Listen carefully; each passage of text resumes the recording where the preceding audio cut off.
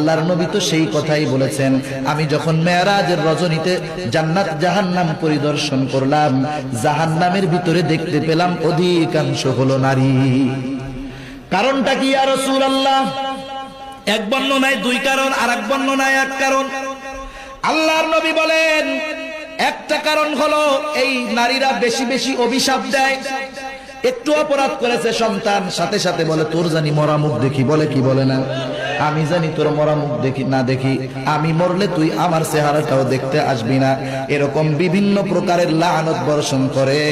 আর যেই হাদিসটা আল্লাহ রাব্বুল আলামিনের নবী একবার বলেছেন, এটাও হলো যা ওই দুইবার যেটা বলেছেন এর একটা অংশ হলো তা, এই মহিলাগুলা স্বামীর বেশি বেশি নাশকরি করে। একটা স্বামী সারাটা জীবন সবকিছু করছে, একদিন অপারগতা বশত কিছু দিতে পারে নাই, বলে তোমার ঘরে সংসার করে আমার জীবনটাই মাটি হয়ে গেছে, বলে কি বলে না? এই কারণে জাহান্নামী। অথচ দেখুন আপনার স্বামী যে আছে, ও মা ও বোন, আপনার স্বামী এত ফেরাউনের চাইতে বেশি মনে হয় জালেম না, জুলুম করে নাই, যদি করে থাকে ভিন্ন কথা। অথচ দেখুন ওই মৃত্যুর পূর্ব মুহূর্তে আসিয়া আপনাদের জন্য কি শিক্ষা রেখে গেছে, যে তাও সে তার জালেম স্বামীকে আল্লাহর পক্ষ থেকে অভিশাপ দেওয়ার কথা বলে নাই।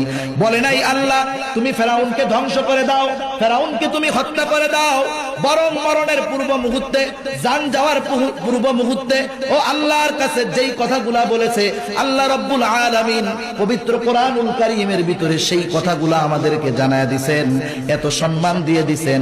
ফেরাউনের স্ত্রী আসিয়ার ঘটনাটা